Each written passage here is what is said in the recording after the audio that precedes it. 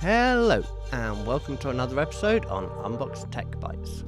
Today we'll be going through the unboxing, setup and review of this new unit from Corsair, the Corsair Xeneon Edge.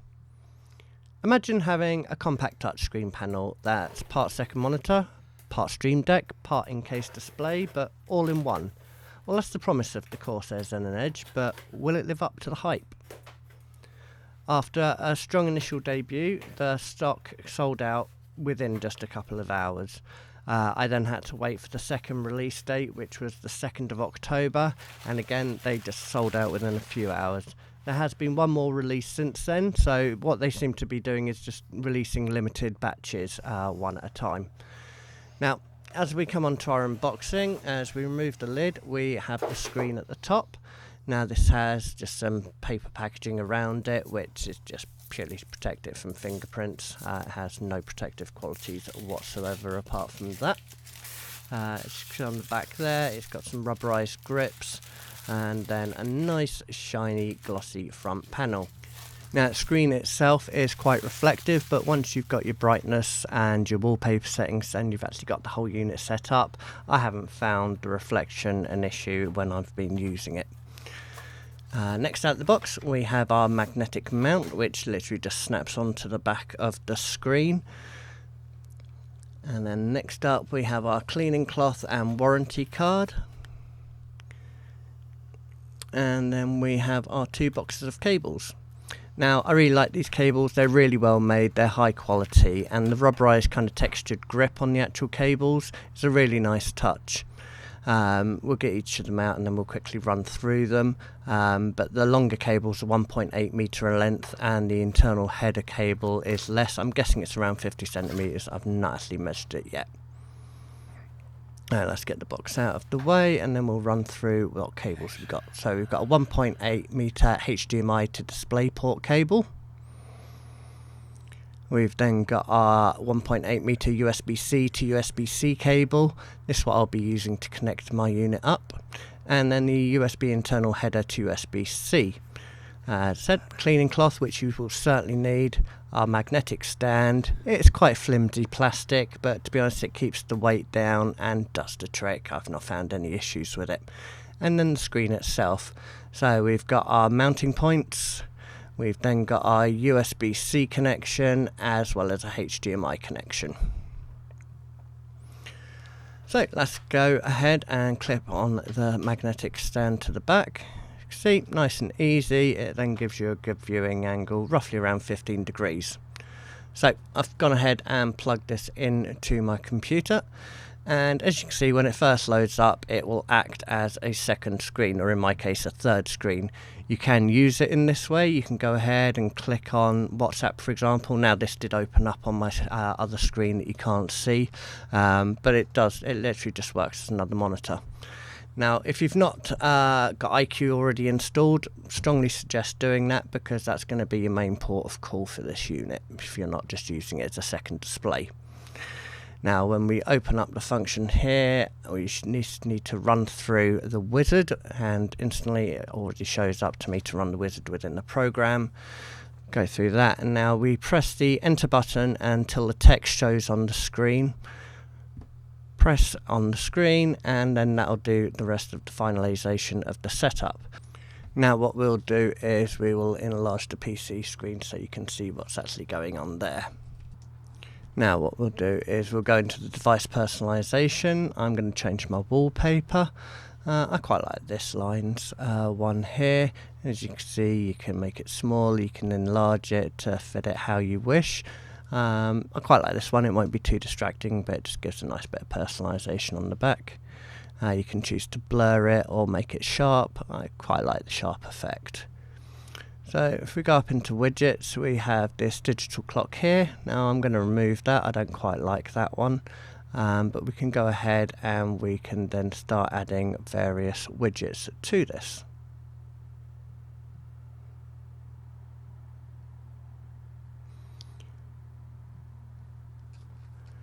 So the first one I am going to choose is going to be my speaker output and volume controls. As you can see there, that's loaded up. Now in the middle I am going to choose a different one. I am going to have probably a media player. I quite like to be able to control the stop and starting of my music, and you can change it here from medium to large and even to XL, but I haven't got the room for it on that widget, but I'm just going to keep it as medium for now. And then on the right hand side I am going to use the launch program functions.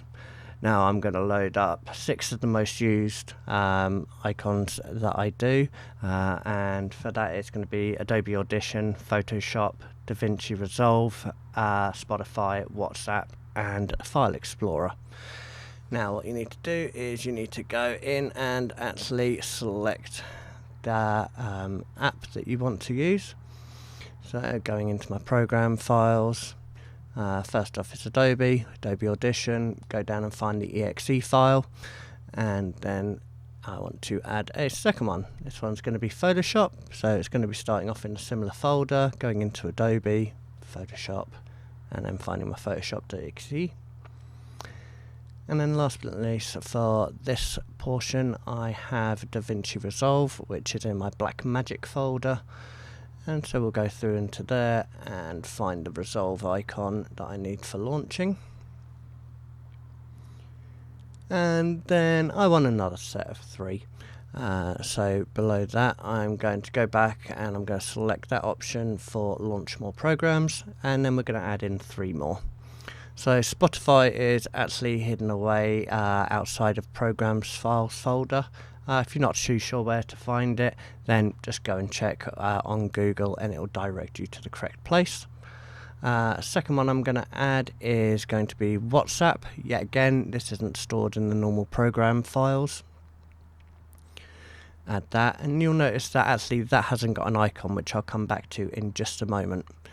And then last but not least, I'm going to add File Explorer, which is hidden in Windows folder, and it's just explorer.exe. So I'm going to scroll down into there, and there's the Explorer folder.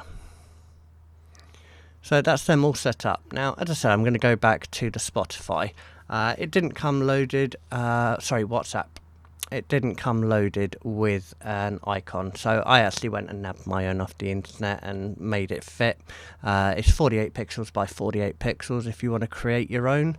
Obviously I did that in Photoshop and made it to size, and then as you can see here I've just added that in. So now I've got the icon set up. So that's our first page done.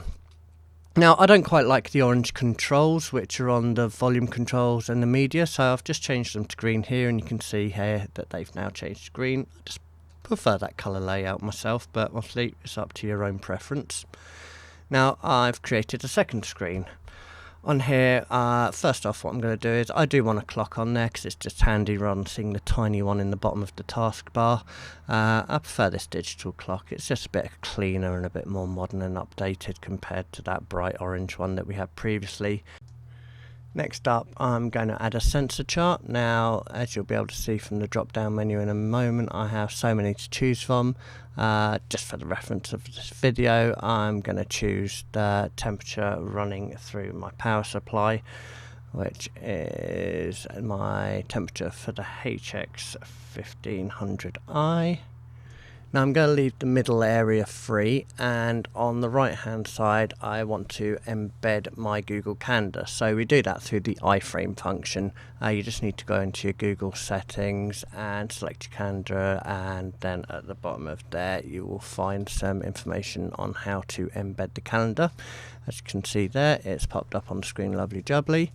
Now for the middle, what we're going to do is add a virtual stream deck. Now I use this daily. On my first page here I've got the various Photoshop shortcuts that I use on a regular basis, and on the second page is my Slack channels for work, and also save, copy, paste and select all functions on the bottom row there. Now as I toggle on the visibility function just up there, you'll see it pop on in the middle of my stream deck. So that's where it's normally kept, and when I'm working I'm generally not using it, so it covers the media player whilst I'm doing that. So now we head into the final section of the video, the review. So what is it like? Now the touchscreen itself is really responsive, it's really nice and bright, and I've been using it now for just shy of 2 weeks, and it is a daily weapon in my arsenal. This has sped up so much of my work process of being able to adjust volumes, for example, when I'm editing. You can also use it for having a third screen, which is really handy when you do video editing or even some picture editing, having tools and various things at other places. The shortcuts and the virtual stream deck are probably my two most used components of this. The virtual stream deck really does save me so much time on shortcuts. It means I can have one hand typing on the keyboard whilst doing copy paste or bring up various chat channels within Slack. The quality of the product is flawless. I can't say I've had a single issue with it. Obviously I will update this video if anything does crop up, but the only negative is this screen collects fingerprints like no one's business, so no wonder that they provided you with a cleaning cloth. At the moment, the widgets available through iQ are fairly limited, as you could see through that screen when we were adding them in there, but Corsair have said that they are going to be releasing more and more widgets as they come along. But what's available along with the virtual stream deck that you can add in there, to be honest, your possibilities are endless, and I really look forward to seeing what new widgets will be coming in the future. So like always, if you could take a moment to like and subscribe to the channel, that would be amazing. It just means that I can be able to keep on providing content for you guys. I will be having some more unboxings coming up shortly, but please do take a moment to look through the rest of the channel. I've got various sub channels within that. I've got the unboxings, I've got rig setups, I've got drone footage, so take a moment, please feel free to explore. Welcome any comments as well. I try to get back to as many of you as I can. Any questions as well, just give me a shout. But until next time, take care.